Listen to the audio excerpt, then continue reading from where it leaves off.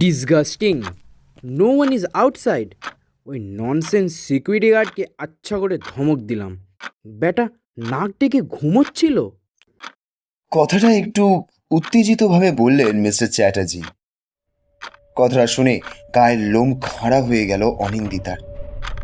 সত্যিই তো, মোহন যদি না আসে, কলিং বেল বাজালো কে? যাই হোক, এই সুযোগ মিস করা যাবে না। কাজটা অনিন্দিতাকে আজ রাতেই করতে হবে। আরে মিস্টার চ্যাটার্জি, এত বাচ্চাদের মতন ভয় পেলে চলে? হ্যাঁ, একজন সুন্দরী যুবতীর সাথে আপনার মতন একজন হ্যান্ডসাম মানুষ এক ঘরে এক ছাদের তলায় দাঁড়িয়ে, বাইরে এক ঠান্ডা রাত, ভোর হতে এখনো অনেক দেরি। কথা বলতে বলতে অনিন্দিতা আস্তে আস্তে মিস্টার চ্যাটার্জির একদম কাছে এসে দাঁড়ালো। মোহন কাল সকালের আগে আসবে না, কথাটা বলে মিস্টার চ্যাটার্জির হাত চেপে ধরল অনিন্দিতা নিজের ডান গালে। মিস্টার চ্যাটার্জি, আপনার হাত তো একেবারে বরফের মতন ঠান্ডা। তবে হঠাৎ একটা ঝটকা মেরে অনিন্দিতাকে দূরে সরিয়ে দিল মিস্টার চ্যাটার্জি। আজ নয় ডার্লিং, অন্য কোনো দিন। I am so tired, I have to go. অনিন্দিতার বুকের ভেতরটা হঠাৎ কেঁপে উঠল। বাট কি হলো মিস্টার চ্যাটার্জি? আপনার কি আমাকে পছন্দ হয়নি? সেরকম কিছু নয়, কেউ আমাদের ফলো করছে। এখানে কিছু করাটা ঠিক হবে না মনে হচ্ছে। সে পরে আমাদের ব্ল্যাকমেল করতে পারে। অনিন্দিতার বুঝতে বাকি রইল না, আজ আর মিস্টার চ্যাটার্জিকে আটকানো যাবে না। বেশি জোরাজুরি করলে ফল ভালো হবে না। আপনি এইভাবে একটি মেয়েকে একা ফেলে চলে যাবেন মিস্টার চ্যাটার্জি? এমনও তো হতে পারে সে কোথাও লুকিয়ে আছে। আপনি চলে যাবার পর সে আমাকে নৃশংসভাবে খুন করলো। না না, সেরকম কিছু হবে না। আমি সিকিউরিটি গার্ডকে বলে যাব মোহন না আসা পর্যন্ত। He will take care of you.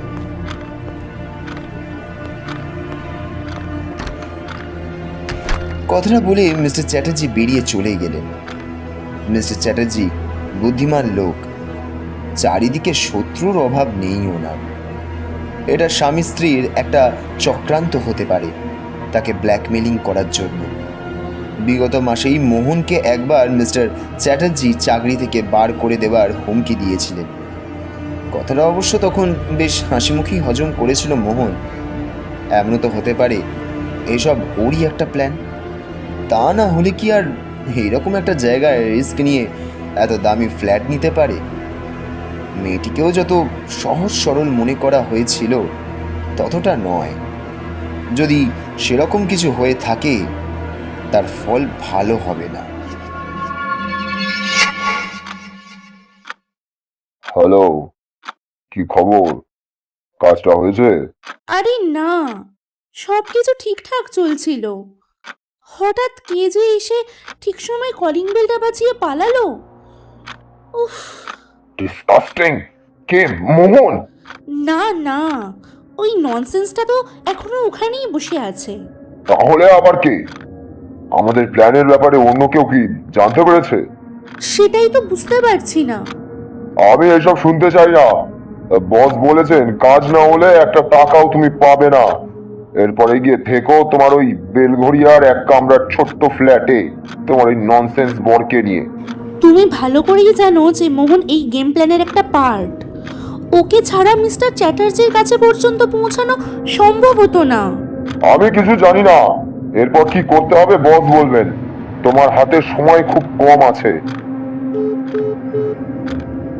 এই বলেই ফোনটা কেটে দিল সেই লোকটি।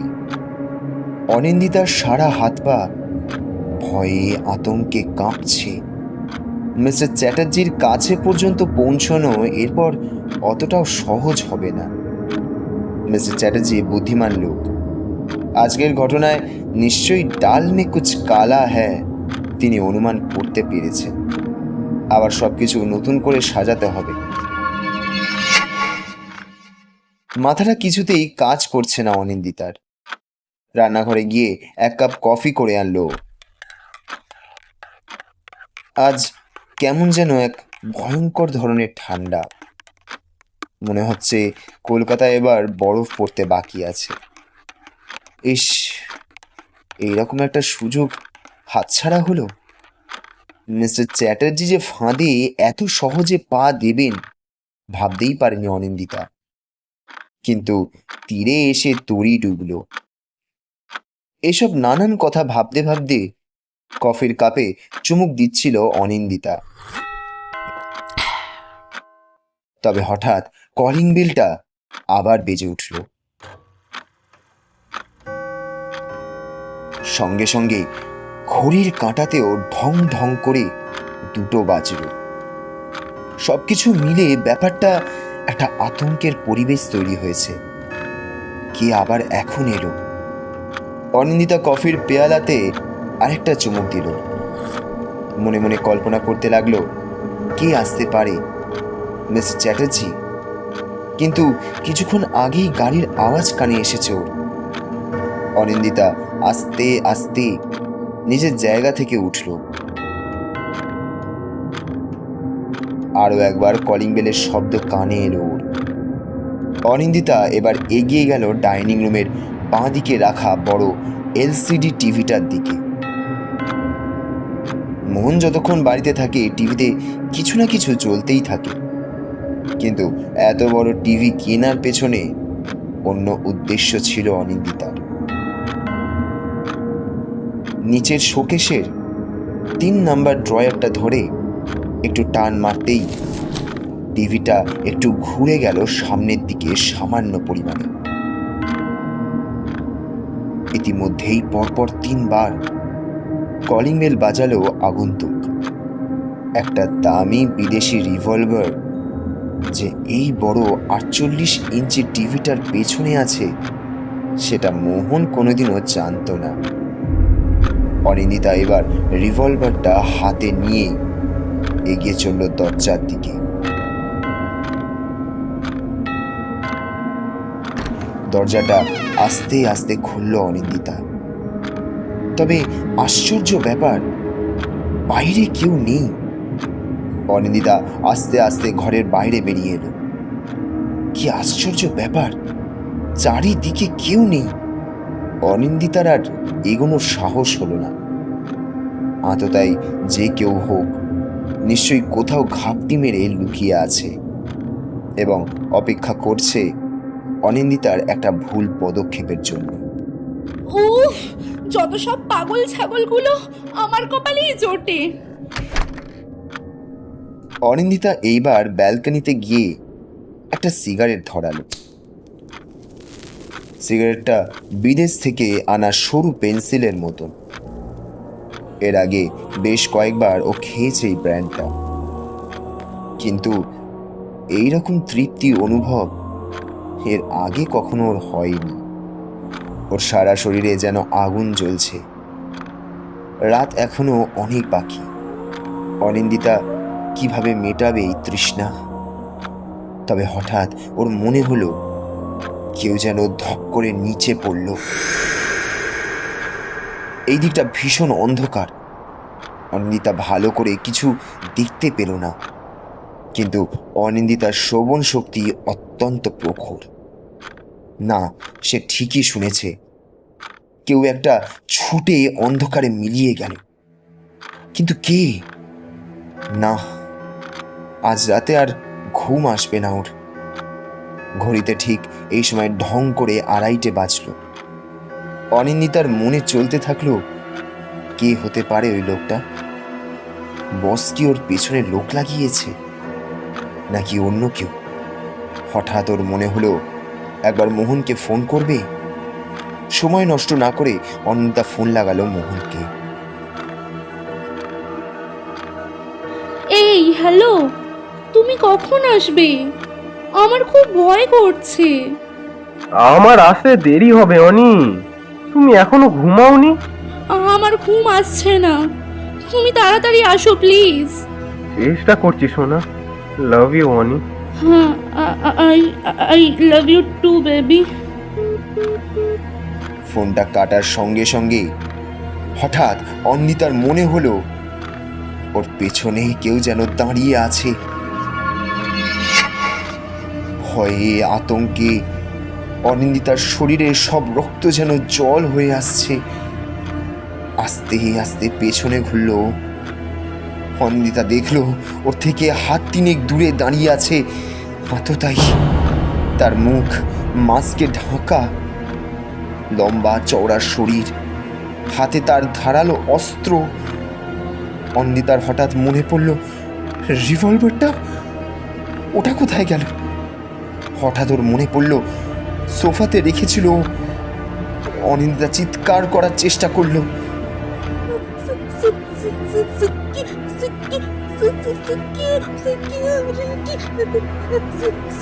কিন্তু কিন্তু গলা দিয়ে এক ফোঁটাও আওয়াজ বের হলো না ওর।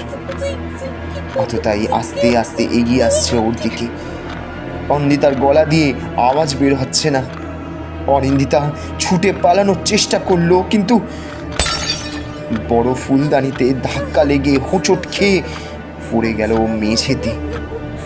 আততায়ী তার ধারালো অস্ত্র দিয়ে কোপ বসানোর চেষ্টা করলো অনিন্দিতার বুকে, তবে ফুলদানির ভাঙা অংশ দিয়ে অনিন্দিতা আঘাত করলো আততায়ীর মাথা লক্ষ্য করে। সঙ্গে সঙ্গে আততায়ীর মাথা ফেটে গল গল করে রক্ত বেরোতে শুরু করলো। আততায়ী মাথা ধরে বসে পড়ল মেঝেতে। সুযোগ বুঝে অনিন্দিতা আর দেরি না করে ছুটে গেল সোফার দিকে রিভলভারটা নেওয়ার জন্য। আততায়ী উঠে দাঁড়ালো, সে ছুটে আসছে ওর দিকে, কিন্তু ভীষণ অন্ধকার থাকার জন্য আততায়ী সামনের কাঁচের টেবিলটা দেখতে না পেয়ে ধাক্কা খেয়ে পড়ল ওটার উপর। হাতে ধারালো অস্ত্র। অনিন্দিতা ততক্ষণে রিভলভারটা হাতে নিয়ে আততায়ীকে তাক করে গুলি চালালো, কিন্তু অন্ধকারে নিশানা ফাঁস হলো না। গুলিটা আততায়ীর কানের খুব কাছাকাছি দিয়ে বেরিয়ে গেল। আততায়ী এই আক্রমণের জন্য একদম প্রস্তুত ছিল না। হাতের ধারালো অস্ত্র তুলে নিয়ে ছুটে এলো সে অনিন্দিতার দিকে। অনিন্দিতা আবার গুলি চালালো। এইবার লক্ষ্য ভেদ হলো। একেবারে আততায়ীর কপালে গিয়ে বিঁধল গুলিটা।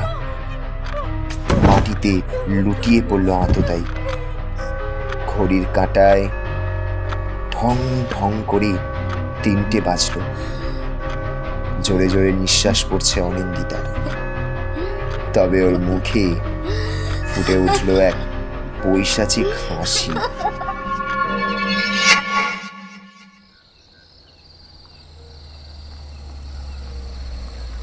থানার হেড কনস্টেবল বিজয় মুখার্জি গাড়ি থেকে নামলেন। জানুয়ারি মাসের এই রকম একটা হাড় কাঁপানো ঠান্ডায় এই রকম যে একটা ভয়ঙ্কর ঘটনা ঘটবে থানার থেকে মাত্র কয়েক হাত দূরে, সেটা তিনি ভাবতেও পারেননি। হঠাৎ ওনার ফোনটা বেজে উঠল। হ্যাঁ স্যার, গুড মর্নিং। আমি এসে পৌঁছেছি। এই এই ভেতরে ঢুকছি স্যার। মেয়েটি এখন কেমন আছে? ফোনের অপর প্রান্ত থেকে একটা কর্কশ কণ্ঠ শোনা গেল। স্যার, আমি ফোন পাওয়ার সঙ্গে সঙ্গেই পুরো টিম নিয়ে বেরিয়ে পড়েছি। ভেতরে না গেলে ব্যাপারটা ঠিক বুঝতে পারছি না। আমি আপনাকে আপডেট দিতে থাকবো। কিছুক্ষণের মধ্যে মিডিয়া এসে পৌঁছবে। এরকম একটা ঘটনা মানে বুঝতে পারছেন, আমার নেক্সট উইকে মিটিং আছে। তার আগে যেন কেসটা সলভ হয়ে যায়। প্রত্যেকটা মুহূর্তে আমার আপডেট চাই। ফোনটা কেটে গেল। বিজয়বাবু পকেট থেকে একটা সিগারেট বার করে ধরালেন। শহরে একটার পর একটা ক্রাইম হচ্ছে। যতই ওনারা নিজেদের কাজ ভালো করে করুক না কেন, ততই ক্রাইমও যেন বেড়ে যাচ্ছে। এর আগের কেসটাও তো কিছুই বোঝা যাচ্ছিল না। সেই ছদ্মবেশী খুনি আমেরিকার plastic surgeon doctor Sukanta Biswas আর ওই Bangladeshi serial killer Shehnaz Parvin. Sir, আমরা কি ভেতরে যাব? হ্যাঁ, ফরেন্সিক ডিপার্টমেন্টে খবর দিয়েছো? হ্যাঁ স্যার, ওরা এখনই আসছে। দেখো, আগের বারের মতো কোনো ঘটনা যেন না ঘটে। প্রত্যেকটা ক্লু এখানে ইম্পর্ট্যান্ট। কোন ফ্লোরে জানো? ওই তো 4th ফ্লোর। বিজয়বাবু ফ্ল্যাটের ভেতরে প্রবেশ করলেন। বেশ বড় সড়ো অ্যাপার্টমেন্ট। ভাবতেও আশ্চর্য লাগে 30 বছর চাকরি করেও বিধাননগরের সেই 2 কামরার পৈতৃক বাড়ি ছেড়ে বেরোতে পারলেন না বিজয়বাবু। আর মেয়েটির হাজব্যান্ড এত অল্প বয়সে একটি প্রাইভেট ফার্মে চাকরি করে যেন ছোটোখাটো মহল বানিয়ে দিয়েছে তার প্রিয়তমার জন্য। নমস্কার, আমি বিধাননগর থানার হেড কনস্টেবল বিজয় মুখার্জি। নমস্কার স্যার, আমি মিসেস অনিন্দিতা সেন। আমি আপনাদের ফোন করেছিলাম। আপনার হাজবেন্ড কোথায় মিসেস সেন? আসলে গতকাল রাত্রে আমাদের একটা পার্টিতে ইনভিটেশন ছিল। আমি আর আমার হাজব্যান্ড সেখানেই গেছিলাম। সেখান থেকে ফেরার সময় হঠাৎ আমাদের গাড়িটা খারাপ হয়ে যায়। সেই সময় মিস্টার চ্যাটার্জি আমাকে বাড়িতে ড্রপ করে দেন। আর মোহন মোহন ওখানেই ছিল। ওখানে বলতে কোথায় মিসেস সেন? দেখুন, জায়গাটা আমার ঠিক পরিষ্কার মনে নেই, তবে সল্টলেক সেক্টর 3-তে ডাউনটাউন মলের থেকে কিছুটা দূরে। আপনার সাথে কি আপনার হাজবেন্ডের কথা হয়েছে মিসেস সেন? হ্যাঁ, এই ঘটনা ঘটার আগেও 2-3 বার ফোন করেছিলাম। আর ঘটনা ঘটার পর ওকে ফোন করে পুরো ব্যাপারটাই জানাই। ও রাস্তাতেই আসছে। মিস্টার চ্যাটার্জির সাথে আপনাদের কখন দেখা হয়? রাত ওই 11টা নাগাদ। আসলে মিস্টার চ্যাটার্জি আমার হাজব্যান্ডের কোম্পানির সিইও। উনিও পার্টিতে এসেছিলেন। আমার সাথে গতকাল রাত্রে ওনার পরিচয় হয়। উনিও তখন বাড়ি ফিরছিলেন, তাই উনি আমাকে বাড়িতে ড্রপ করে দেন।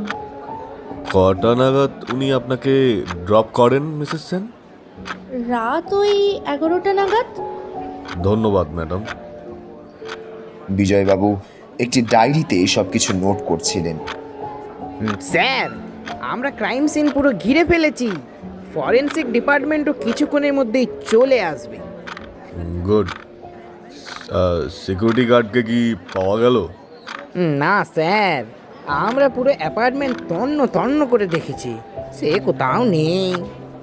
ওকে, সিসিটিভি ফুটেজগুলো ভালো করে চেক করো। আমি একটু আসছি।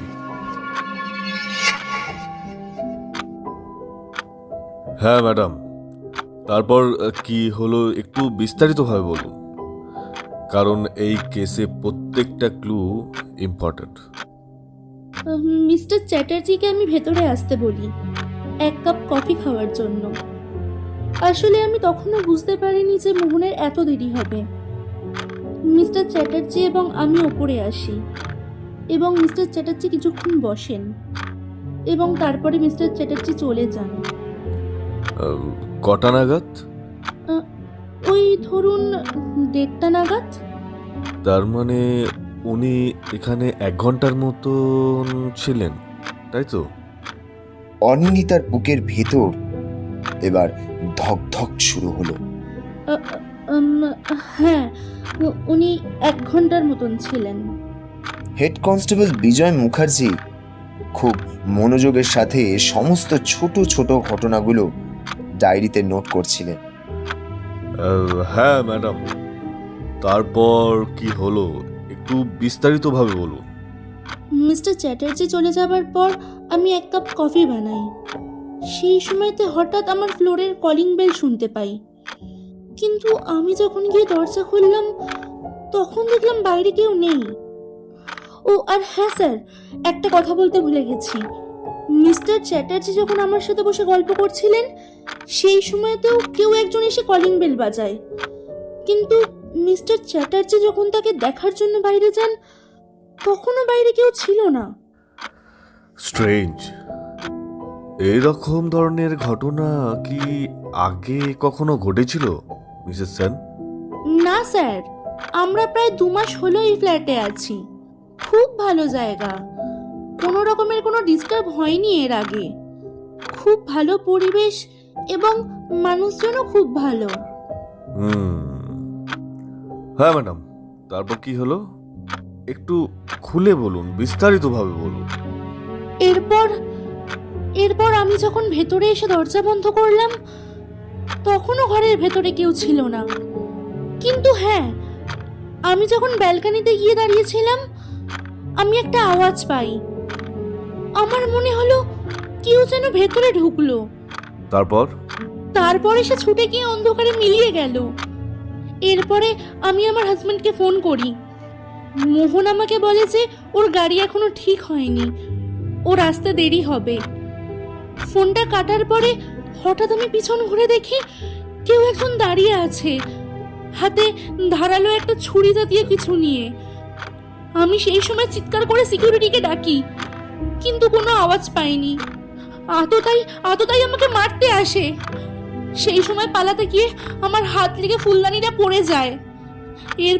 এরপর আমি ভাঙা ফুলদানির একটা অংশ দিয়ে তাকে লক্ষ্য করে ছুঁড়ে মারি। ওটা গিয়ে ওর মাথায় লাগে আর ওর মাথা ফেটে রক্ত পড়ছিল, সেটা আমি বুঝতে পেরেছি। এরপর আততায়ী একটা রিভলভার কোমর থেকে বার করে এবং ফায়ারিং করতে আরম্ভ করে। তবে অন্ধকারে নিশানা করতে পারেনি সে। হঠাৎ আততায়ী টেবিলে হোঁচট খেয়ে পড়ে যায়। সেই সময়তেই রিভলভার তার হাত থেকে পড়ে যায় আর আমি রিভলভারটা কুড়িয়ে আততায়ীকে লক্ষ্য করে শুট করি। আর তারপর থেকে তো সবকিছুই আপনারা জানেন। বিজয় মুখার্জি বেশ মনোযোগ দিয়ে সমস্ত কিছু শুনছিলেন। ব্যাপারটা বেশ নাটকীয়। মনের মধ্যে বেশ কতগুলো প্রশ্ন ঘুরপাক খাচ্ছে ওনার। 1, হঠাৎ করে কালকে রাতেই কেন মোহনের গাড়ি খারাপ হলো? 2, মিসেস চ্যাটার্জির সাথেই বা হঠাৎ করে কেন কাকতালীয়ভাবে দেখা হলো অনিন্দিতা এবং মোহনের? 3, ফ্ল্যাটের ভেতরে কে ঢুকেছিল, কি উদ্দেশ্য নিয়ে এসেছিল? আর সে যদি পালিয়েই যায় তাহলে এই আততায়ী বা কে? মিসেস সেন, আপনি কি আততায়ীর মুখ দেখেছেন? না, আততায়ী মাস্ক পরেছিল, তাই আমি তার মুখ দেখতে পাইনি। ঠিক আছে, আসুন মিসেস সেন, ভয় পাওয়ার কিছু নেই, একবার তার মুখটা দেখা যাক। অনিন্দিতা আততায়ীকে ভালো করে লক্ষ্য করেনি, কারণ ও ভালো করেই জানে এটা সেলফ ডিফেন্সের কেস। এই জন্য ঘটনার পরে কোনো কিছুতে সে হাত দেয়নি। হেড কনস্টেবল বিজয় মুখার্জি এবং অনিন্দিতা এবার মৃতদেহর সামনে গিয়ে দাঁড়ালো। ভালো করে আলো ফেলা হয়েছে মৃতদেহের মুখে। তবে মৃতদেহকে দেখে চিৎকার করে উঠল অনিন্দিতা। মিসেস সেন, আপনি কি আততায়ীকে চেনেন? ভয়ে আতঙ্কে গা হাত পা ঠান্ডা হয়ে আসছে অনিন্দিতার। হঠাৎ করেই ও মাথা ঘুরে পড়ে গেল মাটিতে।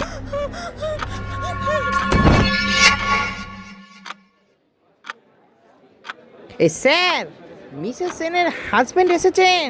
হ্যাঁ, কোথায়? ওনাকে ভেতরে আসতে বলো। একটি অল্প বয়সী সুদর্শন ছেলে হন্তদন্ত হয়ে ভেতরে প্রবেশ করলো। অনি অনি অনি অনি অনি আমি এসে গেছি। অনি অনি তুমি কোথায়? কোথায় অনি? অনিন্দিতা কোথায়? আমি আমি ওর হাজবেন্ড মোহন সেন। মিস্টার সেন, আমি বিধাননগর থানার হেড কনস্টেবল বিজয় মুখার্জি। মিসেস সেন এখন সুস্থ আছেন। হঠাৎ করে মোহনের চোখ গেল ডাইনিং রুমের মাঝখানে পড়ে থাকা আততায়ীর মুখের দিকে। এ কি? সুরেশ সুরেশ খুন করতে এসেছিল অনিন্দিতাকে? কিন্তু কেন কেন? মিস্টার সেন, আপনাকে আমার কিছু প্রশ্ন করার আছে। আশা করি সঠিক উত্তর দিয়ে সহযোগিতা করবেন। হ্যাঁ, কিন্তু কিন্তু আমি আগে আমার স্ত্রীর সাথে কথা বলতে চাই। দেখুন মিস্টার সেন, কেসটা খুবই কমপ্লিকেটেড। হ্যাঁ, আমি বুঝতে পারছি, কিন্তু অনিন্দিতাকে খুন করতে যাবে কেন সুরেশ? সেসব কিছু ইনভেস্টিগেশন আরম্ভ হলেই বোঝা যাবে। মোহনের বুকের ভেতর দামামা বেজে উঠল। কি সাংঘাতিক ব্যাপার! অনিন্দিতার কাছে রিভলভার ছিল, তার মানে কি বাড়িতেই কোথাও লুকিয়ে রেখেছিল সেটা? কি সাংঘাতিক এই মেয়েটা! একটা ছোট্ট ভুলের জন্য আজকে আচ্ছা মিস্টার সেন, আপনার গাড়িটা এখন কোথায়? দেখুন, আমার গাড়িটা গতকাল রাত্রে বাড়ি ফেরার সময় হঠাৎ খারাপ হয়ে যায়। তখন রাত কটা বাজে? 11টার কাছাকাছি হবে। তার কারণ আমরা যখন রাজশ্রীর রিসেপশন থেকে বের হলাম তখন 11:15 বাজছিল। মোহন বুঝতে পারছে তার পায়ের তলা থেকে মাটি আস্তে আস্তে সরে যাচ্ছে। ইস, কেন যে এরকম একটা ভয়ঙ্কর বুদ্ধি হঠাৎ মাথায় এলো ওর? আপনার গাড়িটি এখন কোথায় আছে মিস্টার সেন? আমার গাড়িটি ওখানেই আছে, আমি গতকাল সারা রাত ওখানেই ছিলাম। মোহন একবার শেষবারের মতো সুরেশের মুখের দিকে তাকালো। দুজনেই কোটিপতি হবার স্বপ্ন দেখেছিল, কিন্তু একজনের কপালে জুটল বুলেট, আর একজনের কপালে জুটবে হয়তো জেলের পোড়া রুটি আর অন্ধকার। আচ্ছা, মিস্টার চ্যাটার্জির সাথে আপনাদের কখন দেখা হয়? মিস্টার চ্যাটার্জির সাথে যখন আমার দেখা হয় তখন ওই 11:30টার মতো বাজে। ফরেন্সিক টিম ইতিমধ্যেই এসে পৌঁছেছে। সুরেশের বডি একটা কালো প্লাস্টিকের ব্যাগের মধ্যে ভরে ওরা নিচে নিয়ে গেল।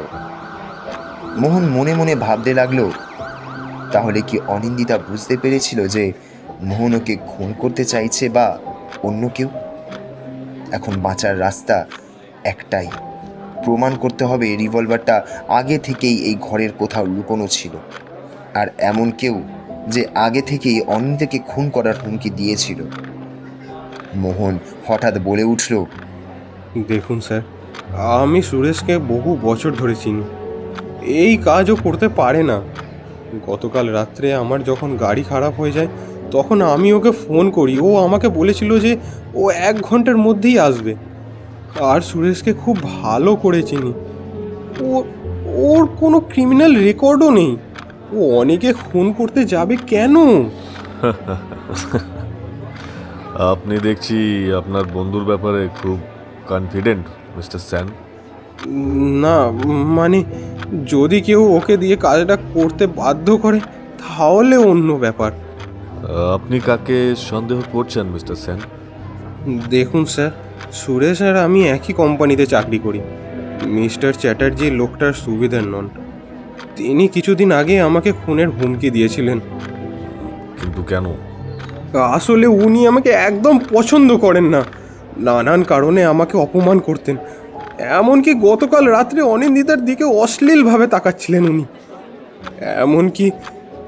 এমনকি উনি আমাকে চাকরি থেকে রেজিগনেশন দেওয়ার জন্যও চাপ দিচ্ছিলেন। আপনার কি মনে হয় এই সব কিছুর পেছনে মিস্টার চ্যাটার্জির হাত রয়েছে? হ্যাঁ, আমি নিশ্চিত। কারণ উনি আমাকে বলেছিলেন আমি যদি রেজিগনেশন না করি উনি আমার সর্বনাশ করে ছাড়বেন। আমার কেরিয়ার, আমার পরিবার সব কিচ্ছু শেষ করে দেবেন। আর আমি একমাত্র এই চাকরিটা দেখিয়েই এত দামি একটা ফ্ল্যাট ইএমআইতে নিয়েছি। চাকরিটা ছাড়া আমার পক্ষে কোনোদিনও এসব সম্ভব নয়। অনিন্দিতা এতক্ষণ চোখ বুঝে বিছানায় পড়েছিল। সুরেশ খুন করতে চেয়েছিল ওকে, কিন্তু কেন? কিছুতেই মাথায় ঢুকছে না ওর। তার মানে কি মোহন পাঠিয়েছিল সুরেশকে? তাহলে কি অনিন্দিতার ব্যাপারে সবকিছু জেনে গেছে মোহন? তাহলে তো সর্বনাশ। উফ, কি ঝামেলায় পড়লাম রে বাবা। এতক্ষণ তো আমার এয়ারপোর্টের প্লেন ধরার কথা ছিল, সব এদিক ওদিক হয়ে গেল। হঠাৎ অনিন্দিতার মনে পড়ল, আচ্ছা রিভলভারটা? ওইভাবে গুলিটা চালানো উচিত হয়নি ওর, কিন্তু কিছুই করার ছিল না। গুলিটা না চালালে এতক্ষণ হয়তো ওর বডিটা পড়ে থাকতো ডাইনিং রুমের মেঝেতে, আর ফরেনসিক ডিপার্টমেন্ট থেকে এসে হয়তো সেই কালো প্লাস্টিকে ভরে এতক্ষণ অনিন্দার বডিটাকে নিয়ে যেত পোস্টমর্টমের জন্য। কিন্তু পুলিশ যদি কোনোভাবে জানতে পারে যে বন্দুকটা আগে থেকেই ফ্ল্যাটে ছিল, তাহলে তো সর্বনাশ। অনিন্দার ভয়টা অবশ্য শুরু হলো অন্য জায়গায়। হাতে সময় খুব কম। কালকে রাতের দুর্ঘটনাটা না ঘটলে এতক্ষণ কাজটা হয়েই যেত। এতদিন ধরে যে সুযোগের অপেক্ষায় সে ছিল, গতকাল রাতে হাতের মুঠোয় এসেও সেটা বেরিয়ে গেল। অনিন্দিতার কাছে একটাই স্বপ্ন, সেটা হলো নিউ ইয়র্ক, আমেরিকা। যে করেই হোক একবার সেখানে তাকে যেতেই হবে। কিন্তু কিন্তু কাজটা না হলে। এতক্ষণ নিশ্চয়ই বস পুরো ব্যাপারটা জানতে পেরেছে। এইদিকে আবার পুলিশের ঝামেলা।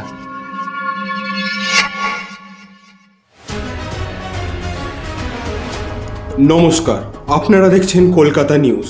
আমি অর্ণব। গতকাল রাত্রে নিউ টাউনের একটি বিলাসবহুল অ্যাপার্টমেন্টের 4th ফ্লোরে ঘটে গেছে এক বীভৎস ঘটনা। খুন করতে ঢুকে নিজেই শিকার হলো আততায়ী। ঘটনাস্থলে রয়েছে আমাদের প্রতিনিধি অঙ্কুশ। আমরা সরাসরি চলে যাব অঙ্কুশের দিকে। অঙ্কুশ, কি জানতে পারছো তুমি ওখান থেকে? হ্যাঁ দেখো অর্ণব, আমি কলকাতা টিভির দর্শকদের দেখাতে চাইবো যে এই হলো সেই অ্যাপার্টমেন্ট, যেই অ্যাপার্টমেন্টে তোমরা দেখতে পাচ্ছ এখনো পুলিশি তল্লাশি চলছে। পুলিশ ঘিরে রেখেছে পুরো অ্যাপার্টমেন্টটা। ফরেন্সিকের দল বডিটাকে বার করেছে। দেখো অর্ণব, হ্যাঁ, ওই অ্যাপার্টমেন্টে থাকতেন মিস্টার মোহন সেন এবং তার স্ত্রী অনিন্দিতা সেন। গতকাল রাত্রে তারা তাদের বন্ধুর পার্টিতে যোগ দিতে যান, যেখান থেকে আসার সময় হঠাৎ মিস্টার সেনের গাড়ি খারাপ হয়ে যায় এবং সেই সময় মিসেস সেন বাড়িতে একাই ফিরে আসে। কিন্তু বাড়িতে অন্ধকারের ভেতরে আততায়ী অপেক্ষা করছিল মিসেস সেনের জন্য। উনি ঘরে ঢুকতেই আততায়ী ওনার উপরে ঝাঁপিয়ে পড়ে, তাকে খুন করার চেষ্টা করে, কিন্তু কোনোভাবে হাত থেকে তার রিভলভারটা পড়ে যায় এবং সময় বুঝে মিসেস সেন কোনোভাবে রিভলভারটা তুলে এক গুলিতেই আততায়ীকে শেষ করে।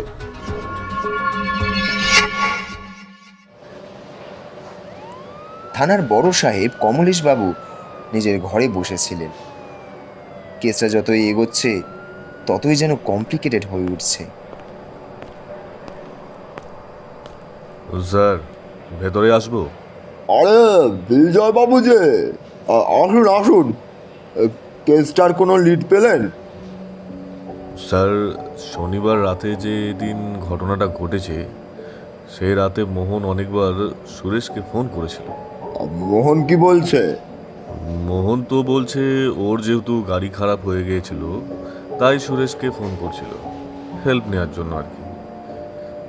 মিসেস সেনকেও ওই একই কথা বলেছিল মোহন। বিজয়বাবু কথাটা এক নিঃশ্বাসে বলে একটু থামলেন। কমলেশবাবু এবার একটা সিগারেট ধরালেন। স্যার, আর সব থেকে বড় কথা হলো মোহনের ওয়াইফের নামে একটা 10 কোটি টাকার লাইফ ইন্স্যুরেন্স করা আছে, যেটা আজকে জানতে পারলাম মোহনের ফোন ঘাঁটতে গিয়ে।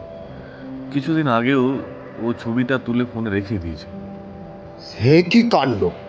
এই কথাগুলো আপনি আগে কেন বলেননি? এই 10 কোটি টাকার লাইফ ইন্স্যুরেন্স, কিন্তু কেন? আর মোহন কেন ওটা ছবি তুলতে গেল?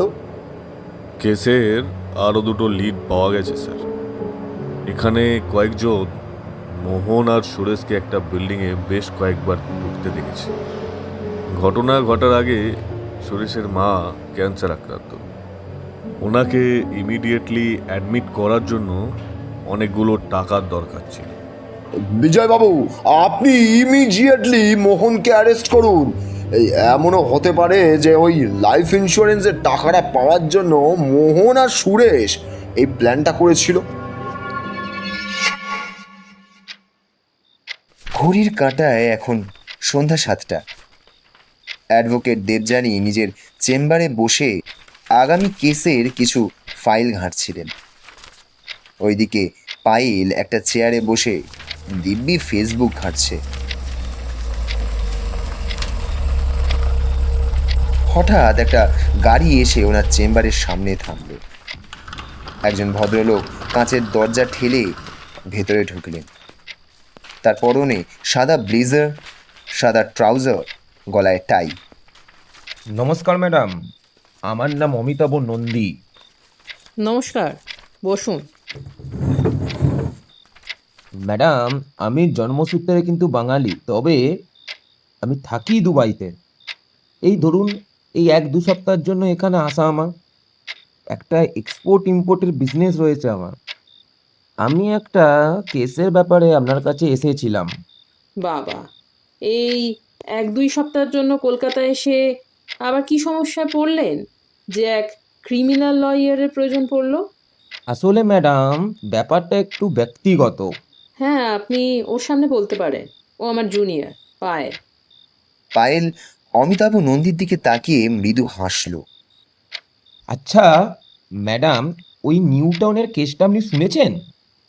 দেবযানী কিছুক্ষণ ভেবে বললেন, হ্যাঁ, খবরে দেখছিলাম। উফ, মেয়েটি একটুর জন্য বেঁচে গেছে।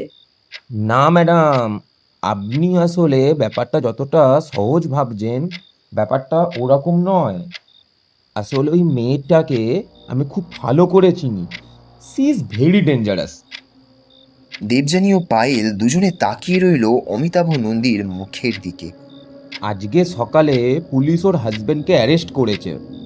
হ্যাঁ, কিন্তু কেসের সাথে আপনার কিসের সম্পর্ক? সম্পর্ক আছে ম্যাডাম, সম্পর্ক আছে। আপনাকে বললাম না, ব্যাপারটা একটু পার্সোনাল। আসলে ওই মেয়েটি এর আগেও আমাকে ব্ল্যাকমেল করেছিল, প্রায় 10 লক্ষ টাকাও চেয়েছিল। সে কি কাণ্ড! আপনি কি ওই মেয়েটিকে চেনেন? হ্যাঁ ম্যাডাম, বলতে পারেন একটু ভালো করেই চিনি। আর এই জন্যই ম্যাডাম আমি চাইছি একটু মোহনের পাশে দাঁড়াতে। তো এতে আপনার কি লাভ? আমি চাই আপনি সত্যিটাকে সবার সামনে তুলে ধরুন। আসলে ওই মেয়েটি যে কি করতে পারে না পারে সেই সম্পর্কে আপনাদের কোনো ধারণা নেই। একটা ক্রিমিনাল ওটা। সে তো না হয় বুঝলাম মিস্টার নন্দী, কিন্তু ম্যাডাম, টাকার জন্য আপনি একদম চিন্তা করবেন না। আপনার যে অ্যামাউন্ট বলবেন আমি এক্ষুনি আপনাকে চেক লিখে দিচ্ছি। আমি চাইছি যে সত্যিটাকে আপনি শুধু সবার সামনে তুলে ধরুন। এই ধরনের মেয়েরা সমাজের জন্য প্রচণ্ড ক্ষতিকারক।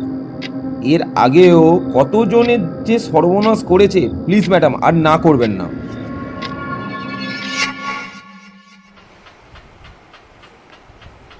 মাই লর্ড, কাঠগোড়ায় যিনি দাঁড়িয়ে আছেন তার নাম মোহন সেন, যিনি একজন সামান্য প্রাইভেট কোম্পানিতে সেলস এক্সিকিউটিভের কাজ করেন। কিন্তু ওনার জীবনযাত্রার মান কোনো কোটিপতির থেকে কম নয়। উনি মাস কয়েক আগে নিউ টাউনের একটি আভিজাত আবাসনে নিজের ফ্ল্যাট কিনেছেন এবং অফিসে যাতায়াতের জন্য নিজে গাড়ি ইউজ করেন।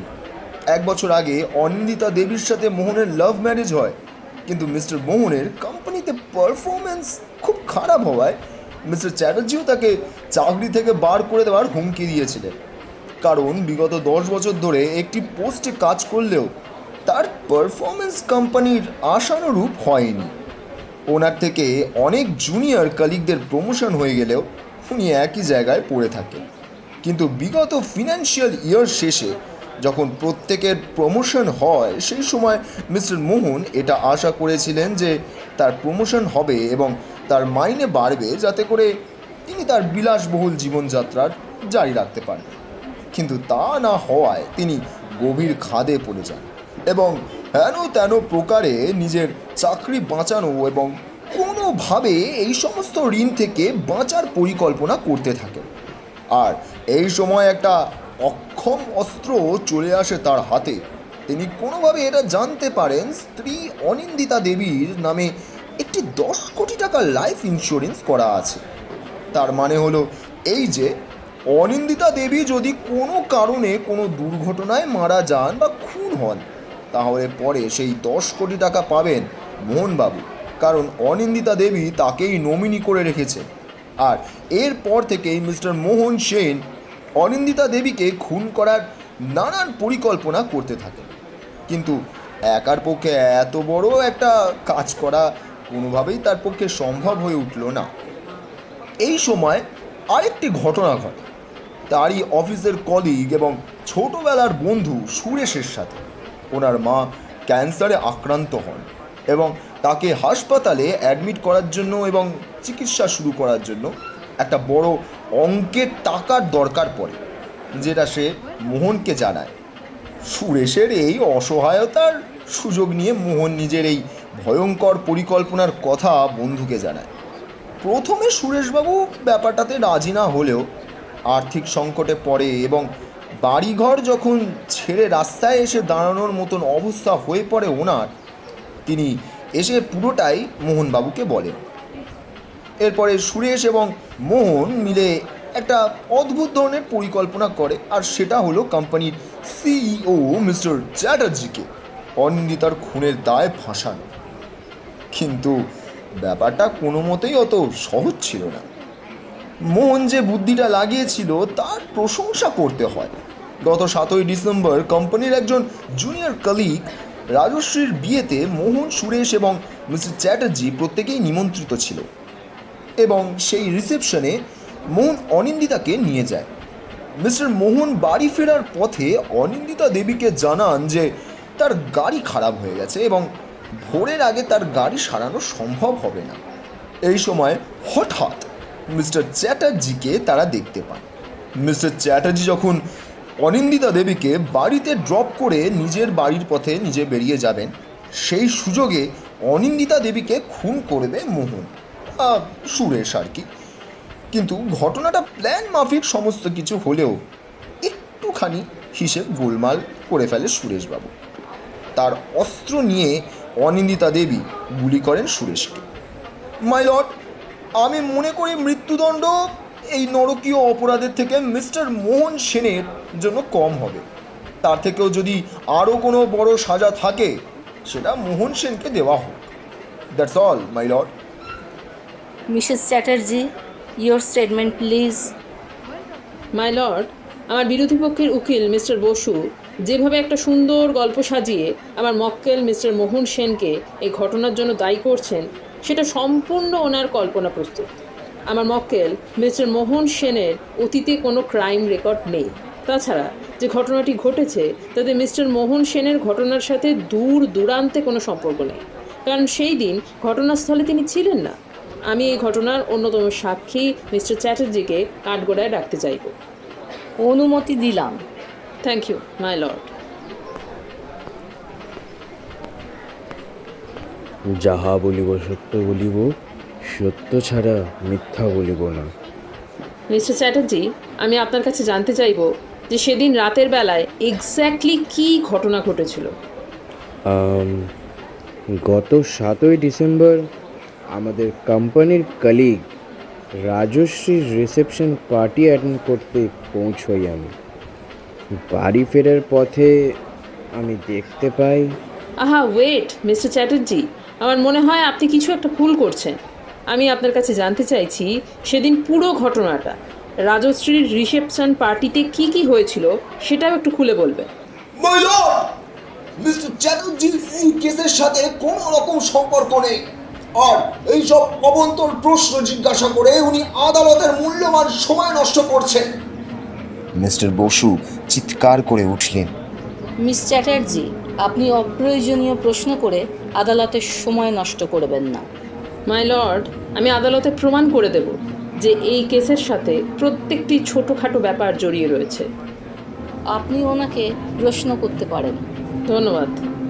তো বলুন মিস্টার চ্যাটার্জি, কি কি হয়েছিল? আমার যতটা মনে পড়ছে, আমি যখন রাজশ্রীর রিসেপশন পার্টিতে ঢুকি তখন রাত 8:30 কি 9টা হবে। আপনার কি সেদিন রাজশ্রীর রিসেপশন পার্টিতে যাওয়াটা নিশ্চিত ছিল? না, আমার সেদিনকে একটা আর্জেন্ট মিটিং ছিল মুম্বাইয়ে। লাস্ট মোমেন্টে মিটিংটা ক্যান্সেল হওয়াতে আমি রাজশ্রীর পার্টিতে যাওয়ার জন্য মনস্থির করি। আপনার এই যে লাস্ট মোমেন্টে মিটিংয়ের ক্যান্সেল হওয়ার খবরটা কি কোনোভাবে মোহন জানতো? না, এটা তো ইম্পসিবল। ওরা আর কি করে জানবে? এটা একদম লাস্ট মোমেন্টে আমি ডিসিশন নিয়েছিলাম।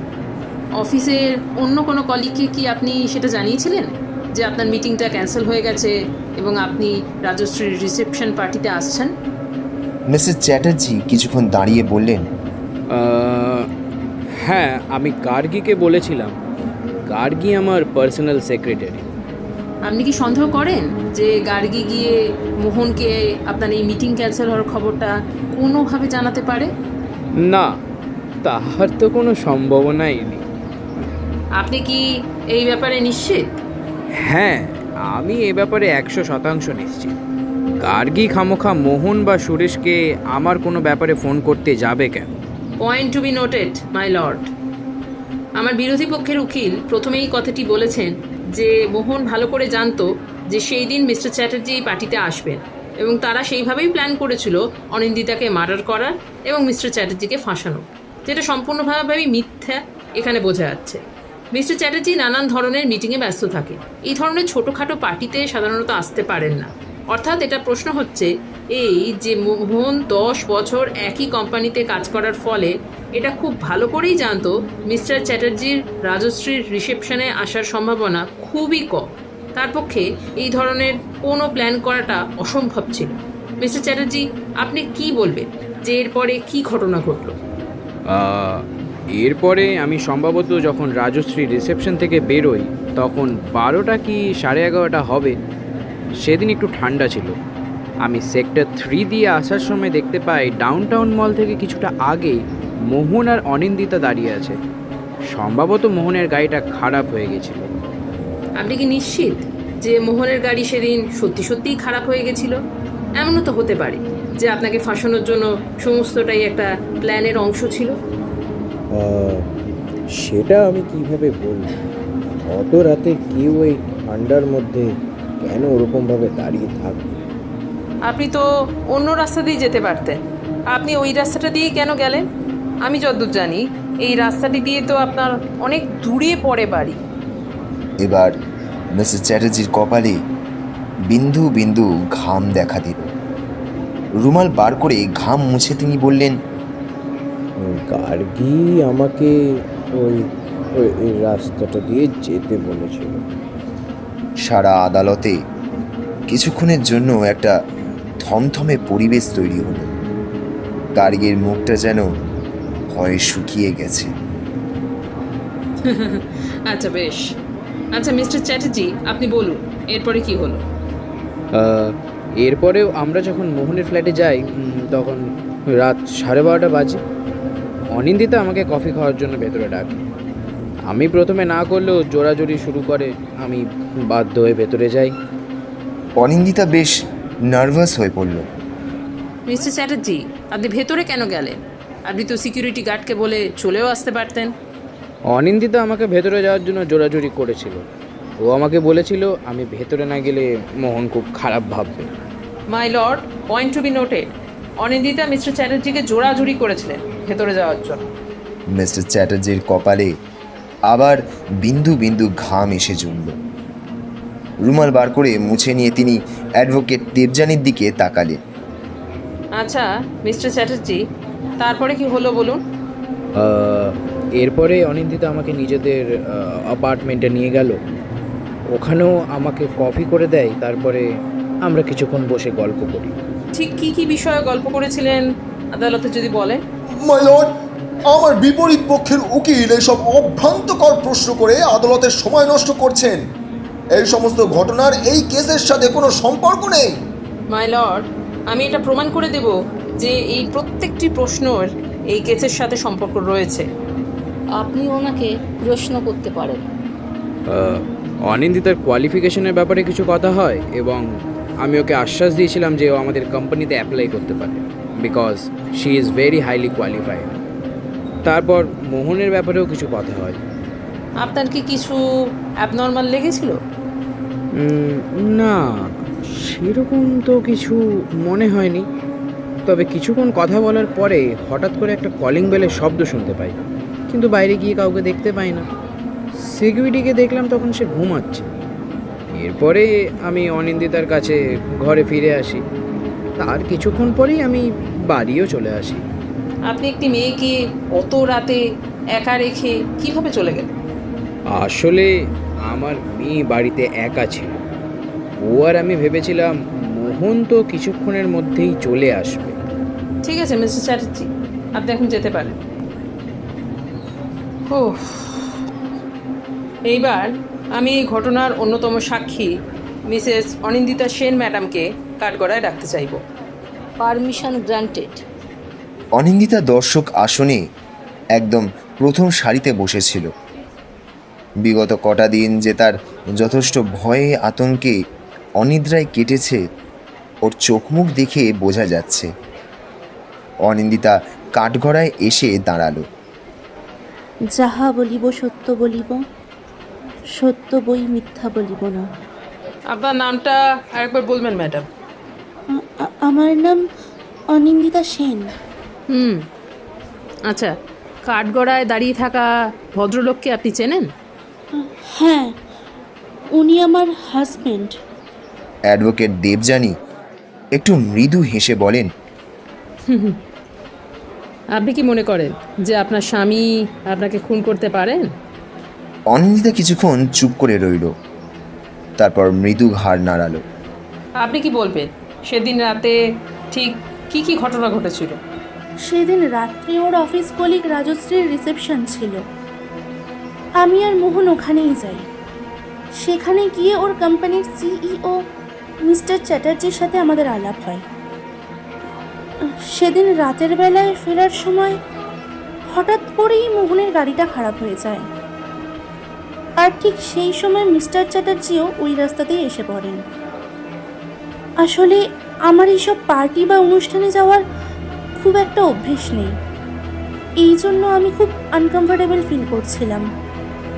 তাই আমি মিস্টার চ্যাটার্জিকে রিকোয়েস্ট করি আমাকে একটু নিউ টাউনে ড্রপ করে দেওয়ার জন্য। তখন রাত্রি প্রায় ওই 11টা কি 11:30 হবে। অ্যাপার্টমেন্টে পৌঁছানোর পর আমি মিস্টার চ্যাটার্জিকে ভেতরে আসতে বলি এবং উনি ভেতরে আসেন। আমরা কিছুক্ষণ কথা বলি এবং মোহনের জন্য ওয়েট করি, তারপরে উনি চলে যান। আর যখন উনি আপনার সাথে কথা বলছিলেন বা উনি আপনার রুমে ছিলেন, আপনি কি কিছু আপত্তিকর লক্ষ্য করেছিলেন চারিপাশে?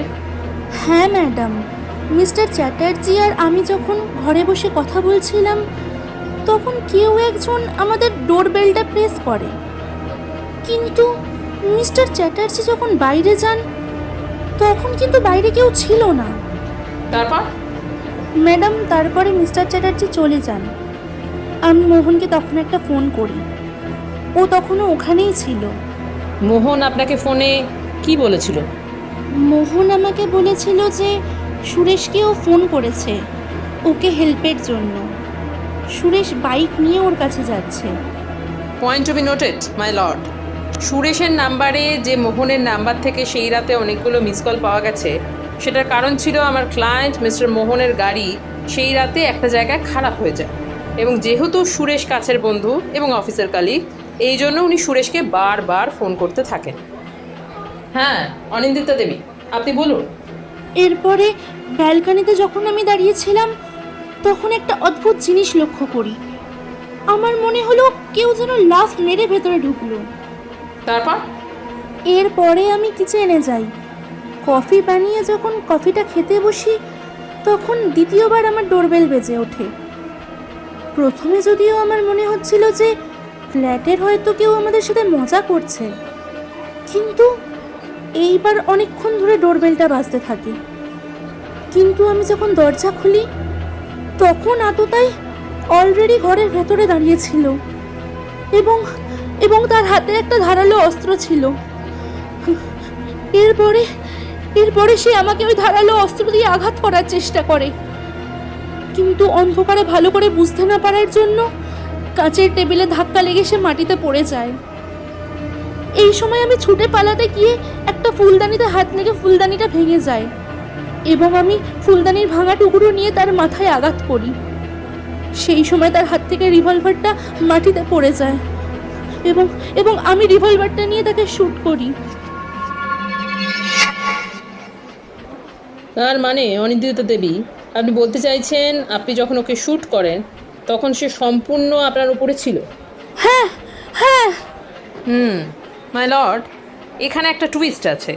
ফরেন্সিক রিপোর্ট থেকে আমরা যেটা জানতে পেরেছি এবং অনিন্দিতা যেটা বলছেন তার সাথে কিন্তু সম্পূর্ণভাবে রিপোর্টটা ম্যাচ করছে না। প্রথমত, মিসেস সেন আপনি যেটা বলছেন যে আততায়ী সম্পূর্ণ আপনার ওপরে ছিল, সেই কারণে আপনি যদি গুলি সেইভাবে চালান তাহলে গুলিটা তির্যকভাবে তার শরীর ভেদ করে ঢুকতো। কিন্তু ফরেন্সিক রিপোর্টে যেটা দেখা গেছে যে গুলিটি করা হয়েছে একদম সামনাসামনি, আর আপনি বর্ণনাটা দিয়েছেন যে খুনি একদম আপনার ওপরে ছিল, কিন্তু ফরেন্সিক রিপোর্টে দেখা গেছে যে কিছুটা দূরত্ব থেকে গুলি করা হয়েছে। দ্বিতীয়ত, আপনি যেটা পুলিশের কাছে বলেছেন যে আততায়ী কোমর থেকে রিভলভার বার করে আপনাকে শ্যুট করার চেষ্টা করেছে। মাই লর্ড, এখানে স্পষ্ট যেটা বলা আছে সেটা হলো বন্দুকে কিন্তু মিস্টার সুরেশের কোনো ফিঙ্গারপ্রিন্ট পাওয়া যায়। যে ফিঙ্গারপ্রিন্টটা পাওয়া গেছে সেটা একমাত্র মিসেস সেনের পাওয়া গেছে। অনিন্দিতার বুকের ভেতরটা ধড়াস করে উঠল। সর্বনাশ, এই ব্যাপারগুলো তো একদম মাথাতেই আসেনি ওর। অনিন্দিতার কপালে বিন্দু বিন্দু ঘাম জমা হলো।